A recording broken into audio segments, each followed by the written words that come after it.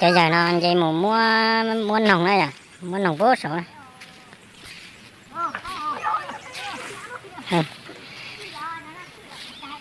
Nồng dày vô số. Lấy nên mua lấy cho mình nhựa mà lấy chạy đây chỉ hai tiếng nồng chỉ hai mình chia chỉ hai cá mình nồng thế này ạ. Mua chỉ lấy vô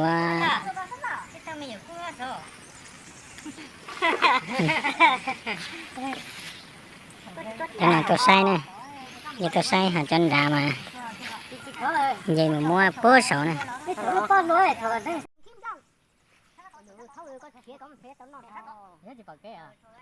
Có chiếc bao có nhiều thời điểm đây thì nước kể tôi phá đi nước kể thế rồi nước kể thì đây có chiếc nước kể thế rồi Bây giờ hiện giờ tao sỏi trả bóng lò thế này.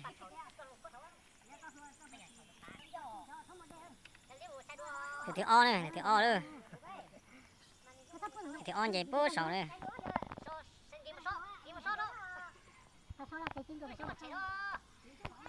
Ôi chả lo con à, chị bảo chả mê đâu. Cái này có chị khó.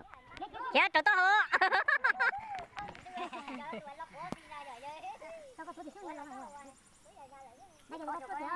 Sợ. Như cái này của sổ này.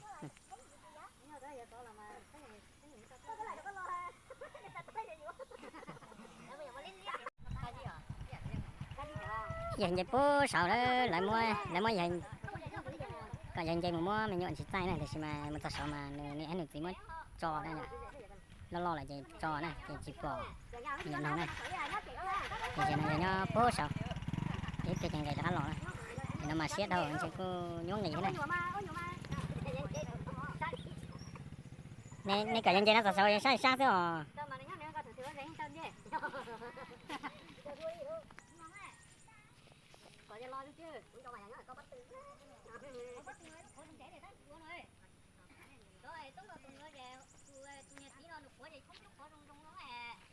mấy chồng này thấy đại sát tao rồi tay nhá thế Ý là ngày lớn giờ này rồi đó sao được ngày lò đấy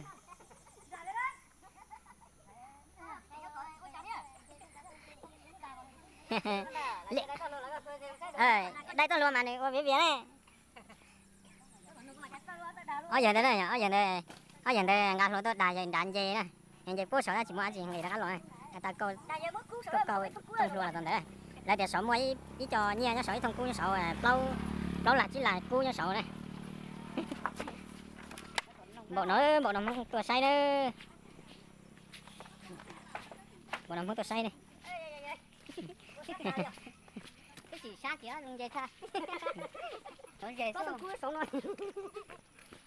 cái gì mua là hả